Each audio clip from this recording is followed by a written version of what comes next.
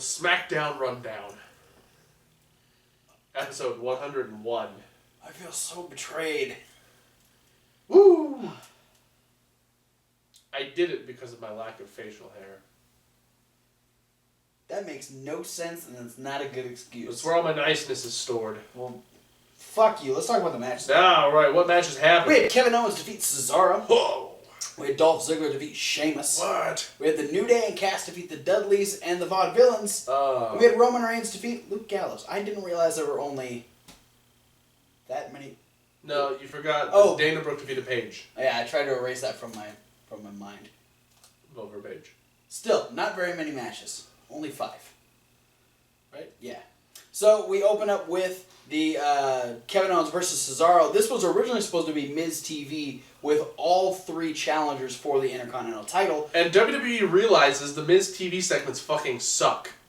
But they still said, well, Miz, what you were supposed to have an episode of Miz TV. He goes, no, Miz TV is canceled because all these people are permanently nothing but disrespect, so they don't deserve to be on the most must-see WWE talk show of all time. Yeah. So I'm going to sit here commentary. I'm going to watch Kevin Owens and Cesaro tear each other apart. He also had Sami Zayn at commentary. Who didn't say a lot.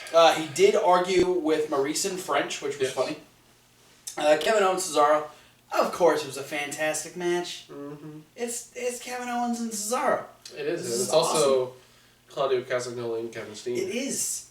It's also Mount Rushmore versus the PDK. It is. So they ended up going out to the outside. That's a fantasy warfare. Ooh, that'd be good. Check out Reasonable Wrestling Fans. Yeah, check it out. So they go to the outside, and Kevin Owens is out there, and he ends up standing up and punching Sami Zayn in the face for no apparent reason other than the fact that Sami was standing up staring at him. He then gets... Yeah, my favorite part about that bit of the match, though, was Sami Zayn's commentary, because he stood up when they started fighting by the table, and The Miz is like, sit down, Sami, don't get involved, let these guys have their match. And Sami just goes, I ain't gonna do nothing. He stands there and looks at Kevin Owens. He says it like the most pouty, little kid voice, so I ain't gonna do nothing. Yeah, so Kevin Owens stands up, punches Sami in the face. He then gets a senton by I almost called him Claudio, by Cesaro onto him. That wouldn't have been wrong. Cesaro goes over and actually just shoves Miz out of his chair. Owens and Cesaro go back to the ring. They start fighting. Miz gets up on the apron, gets knocked off by Cesaro, and then Cesaro does the swing on Kevin Owens for a second.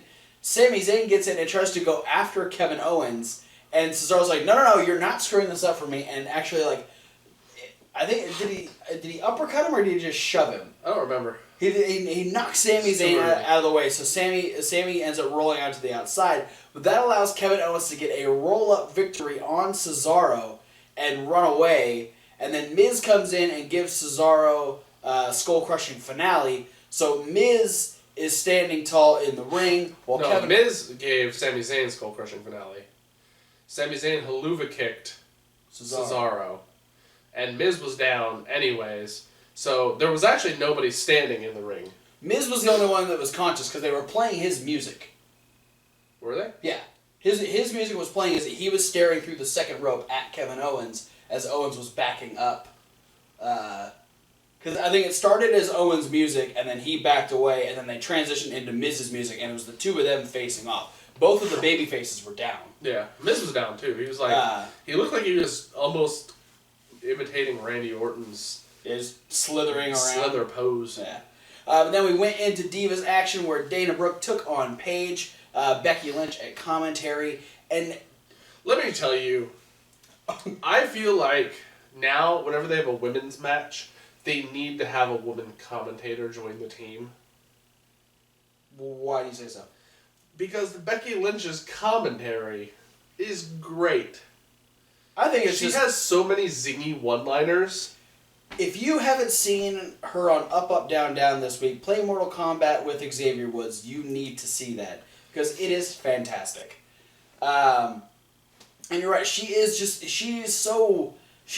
funny. Yeah. She's absolutely hysterical.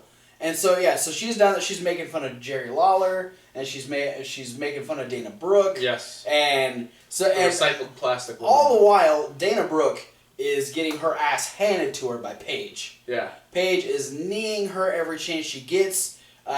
She's Dana Brooke got like the one trip that she like tripped Paige on the apron.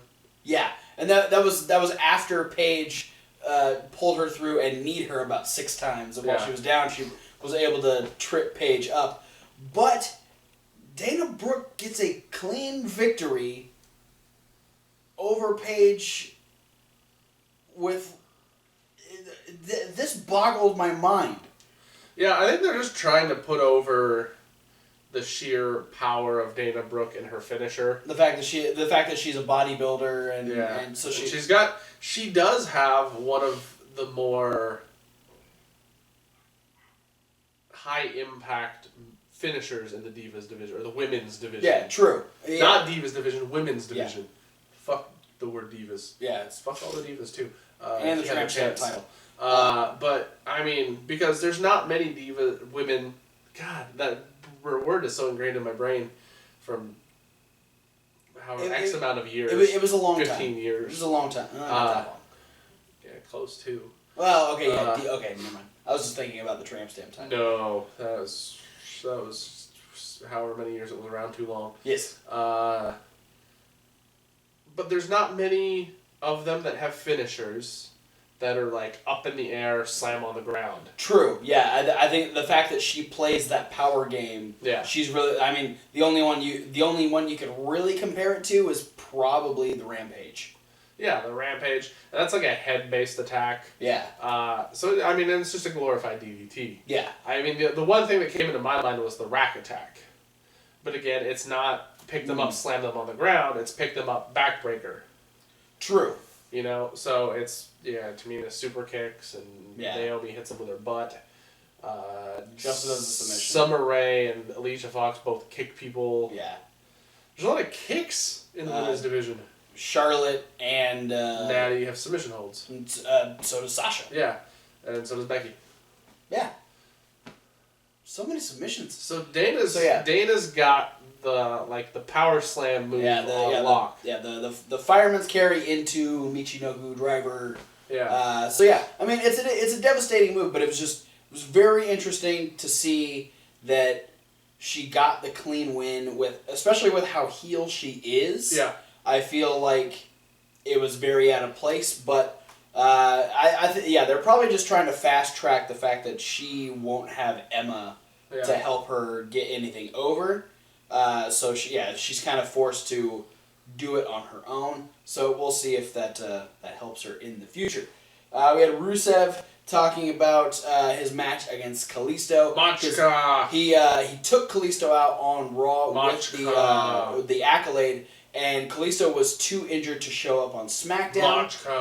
And Rusev says that after he beats Kalisto on Sunday, he will be not only the United States champion, but they will stop chanting Lucha, and they will chant... Machka?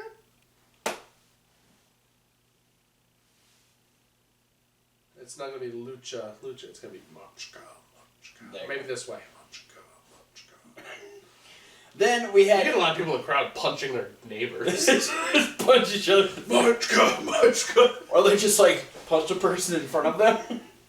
Don't celebrate in the audience like Rusev. Please don't. Unless you're in the front row. You're going to hurt people. You might get away with it in the front row. We had Dolph Ziggler versus Actually, I'm Sheamus. challenging everybody in the front row for the next Raw. Everybody in the front row to simultaneously Rusev dance. Dolph Ziggler versus Sheamus. Don't know why these two. I just think it was put Dolph against a guy who's similar sized to Baron Corbin. Okay, that works. Show him win. This was Sheamus's first TV appearance since the breakup of the League of Nations, and far too soon. But I think it's clearly. I think it was just only to point out. Look at Dolph Ziggler fight a guy roughly the same size as Baron Corbin, and watch him win. So hey, look, Dolph can beat a big guy. Yeah. Which not that he hasn't before, but which he does. This was a good ending. I like this because Sheamus was so so stiff and just beating down Dolph Ziggler for most of this match. And then Dolph Ziggler gets a little flurry. He tries to go for something and gets hung up on the top rope really viciously. But in a desperation, hits a super kick. So Sheamus falls over first. And then that desperation put him in perfect position for Dolph to collapse on top of Sheamus. And Sheamus picks up and Dolph Ziggler picks up the win. And then we get Baron Corbin coming out saying that on Sunday, I'm going to do what I do best, and that's hurt you. And because it's no disqualification, there's no one that can stop me from doing that. Yeah. And Dolph Ziggler's like... Then he said those words exactly. Yeah. I couldn't hear what he said, so that's what I translated to. Sounds about right. We had Chris Jericho talking about the Asylum. He made his way down to the ring and brought the Asylum down and talked about how many days he's going to put Dean Ambrose in the hospital based on the different objects that are hanging around above the cage. You can do that apparently. Well, he was judging by the fact that I smashed Mitch over the back of Dean's head. So and Dean wasn't around for a couple days. So if I use the other plant that's up here, that's a day in the hospital. Then I've got the fire extinguisher. That's dangerous. If I use the jacket, the straight jacket, right, that's a couple more days. And so as he went through all these different items, he rounded out to about 40 days that Dean Ambrose would spend in the hospital. See, the logic behind this, though, is so flawed. Because when somebody is in the hospital recovering from an injury, they're recovering from all their injuries simultaneously. Yeah. So Jericho's adding it out as if the injury sustained will only heal subsequently one at a time. I don't know. Because if you compound injuries together, then that creates a much larger or a more devastating injury, therefore taking longer to heal. Yeah. Not for Dean Ambrose though. No.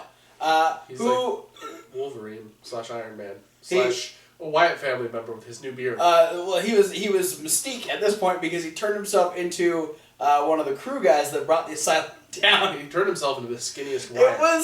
It was the funniest looking thing because all of a sudden this dude with this totally fake beard walks behind an amazing mustache. Walks behind Jericho, takes off the beard, the mustache, his hat. It's Dean Ambrose. I wish he would have kept the mustache on so bad. Would have whooped his ass Ron Burgundy style. So Dean Ambrose proceeds to beat the shit out of Chris Jericho. He goes up and he ends up getting the kendo stick, whacks him a couple times. Jericho's able to escape through the door, and Ambrose just looking fucking insane while trapped in the Asylum. But it was hilarious. I didn't expect it, which made it even better. I was definitely expecting Dean Ambrose to say something, but I wasn't expecting him to be hidden as a crew guy. Yeah, as a crew guy. It was a very well received surprise. We had more life lessons from Coach Backlund. Yeah, don't take notes, memorize. Yeah. Notes are for pansy-ass baby kids. I think he just had kids. Now recite all the presidents in order. Nobody. Except for Lanny Poffo. And Bob Backlund. Well, he did some of them. He didn't do them all. Lanny Poffo did them all. Listen to AOW. Bob Backlund can do them all. There are kids, there are like 6-year-old kids on YouTube who can do them all. Because people are insane. Anyway, he got reprimanded again for talking back to Coach Backlund. 200 jumping jacks for Darren Young, but we're going to make Darren Young great again. I'm just really hoping fucking Darren Young comes out in like 3 weeks in just straight up Bob Backlund gimmick. Suspenders and bow tie and everything? Maybe. I was thinking just straight like plain blue trunks, no knee pads, black boots. And straight wrestling? Yeah. Alright. And uses the chicken wing. Yes. All right. We had an 8-man tag team match that we had about a week or two ago. Big Cass teaming up with the New Day, taking on the Dudleys and the Vaudevillains. This was a good match. Yeah, that's pretty good. The fact that we didn't get this like 2 weeks in a row or 2 shows in a row kind of helped keep a lot of the interest in the match. It was like, oh, we just saw this 3 days ago on Raw. It had been a couple weeks, and so it was good to see the dynamic play out again. Bubba and his trash talking is always fun. And then when he yells that he's going to hurt Kofi and then Kofi moves, that's even funnier. But we end up getting the hot tag from Cass, who comes in, just starts running roughshod on everybody. I think it was him and Devon were the legal guys at the time, and then Devon ended up tagging in Bubba. While the New Day took the Vaudevillains out on the outside, there was the elevated launch from Big E and Kofi onto Aiden English. Yeah. Xavier Woods had already taken out Simon Gotch. The Dudleys setting up for the 3D. Devon gets a nice old boot to his face. Yeah, I just love it because of how close Devon stands to the ropes when he's getting ready to launch somebody for the 3D. Yeah. So it was like instantly Cass hits the rope and then bam, hits Devon right in the face. Yeah, Devon didn't have a chance to move out of the way of that one. Then it's just Cass and Bubba in the ring.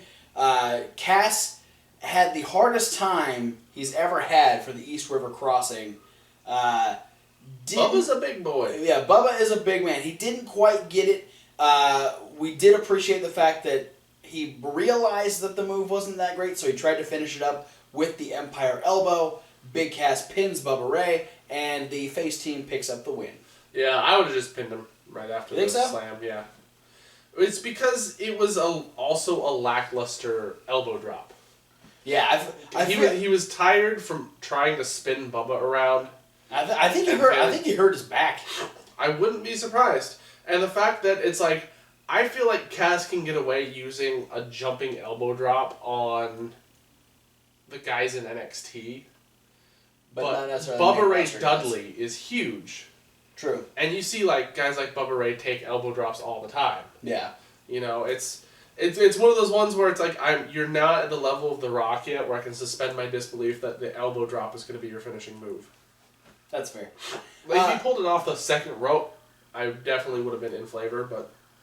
In flavor? Mm-hmm. All right. Then in our main event, an interesting matchup here. Roman Reigns taking on Luke Gallows. Yeah, the only guy in the club close to his size. Yeah. Luke Gallows, this being his first singles match since returning to WWE.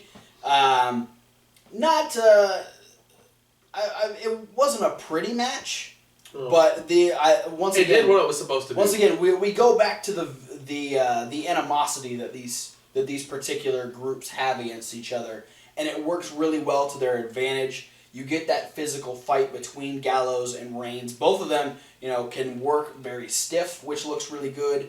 And it's two big, heavy set, muscly dudes just beating the shit out of each other.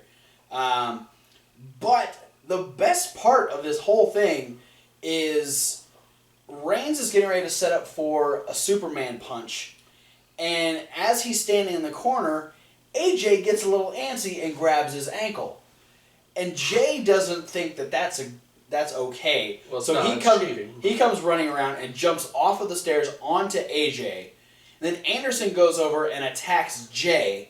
And while he's doing that, Jimmy runs around and attacks Anderson. And then AJ attacks Jimmy. And we just get a great fight on the outside. Yeah, and when AJ knocks Jimmy down, Roman rolls out and then ends up hitting a drive-by on AJ. Yeah. Rolling himself back into the ring. Yeah. But then he gets hit right by the Gallows post. Yes. Which we thought was going to end the match. We thought it was so close. We thought Luke Gallows was going to get a clean or almost clean victory over the champion. It was right there. And then it didn't happen. And then AJ is just pissed off about what has happened at ringside. That he tells Carl Anderson to go in and help Gallows beat up Roman Reigns. They hit the boot of doom. So Roman Reigns picks up the win via disqualification. But then after the boot of doom, we get another great fight on the outside. AJ tears the entire announce table apart, and he's getting ready to, I don't know, do something to somebody, and Roman Reigns ends up stopping him. He wants to put Roman through the table. He wants the revenge for the table powerbomb. Yeah. And so then AJ ends up jumping onto Roman, and you got the club and the Usos fighting each other, and then we go off the air as AJ and Roman go tumbling over the table together, just beating the shit out of each other. It was a fun way to end SmackDown. Yeah. And there is an extra bit on their Facebook. I haven't got a chance to check it out yet, but it's all the stuff. Check it out. All the stuff that you didn't see. So it's extra. Check out WWE's YouTube page for that one. They're doing a lot more with the YouTube Live. Yes. Yeah, NXT stuff. They're doing stuff after SmackDown. Yeah, I watched this morning. I actually watched a training video of people going through morning exercises at the Performance Center, which is pretty cool. But that was it for SmackDown. It was. I like it. There was a lot of down that was smacked. There was a lot of blue and white. Yeah. Thanks for Some watching. wrestling happened. Yeah, no, I think it did a good job of kind of, sending us off, letting us know, hey, Extreme Rules is in a couple of days. Which, coming up next, if you check out the playlist up there, we're going to be having Extreme Rules predictions. Playlist! Don't forget to like and comment and subscribe. And share the video with your friends. If you haven't already subscribed. And we forgot to tell you at the beginning again, but if you didn't want to watch this video, check out the podcast. There's a podcast. You've probably seen other videos. You probably heard us talk about it. You probably also heard us talk in the last 4 weeks talking about the new YouTube channel. It's now up and running. There's a few videos on it already. Yes. And there's going to be more coming. There's going to be a lot of content coming your way that isn't us sitting on a couch telling you what you probably already saw. Now, lots of discussing. Lots of just... lots of us cussing. Just talking wrestling as opposed to reviewing wrestling. So, yeah. Different types of stuff. Be sure to check out that. And if you're going to leave a comment, please make a constructive criticism. We appreciate that. We appreciate all the views. We appreciate all the new subscribers, all the new likes. Yeah, tell us what kind of videos you want to see on Reasonable Wrestling Fans. That's our other channel. Go watch it. That's another plug. Yeah, it's W2F. W2F. Yes. What? To fuck? Once again, thanks for watching SmackDown Rundown. We'll see you at whatever video you decide to watch next. Oh yeah, I know which one. It's the Miz. Fuck the Miz. Yeah, that's the one to fuck. Yeah. Fuck the Miz. Not that way. The angry way.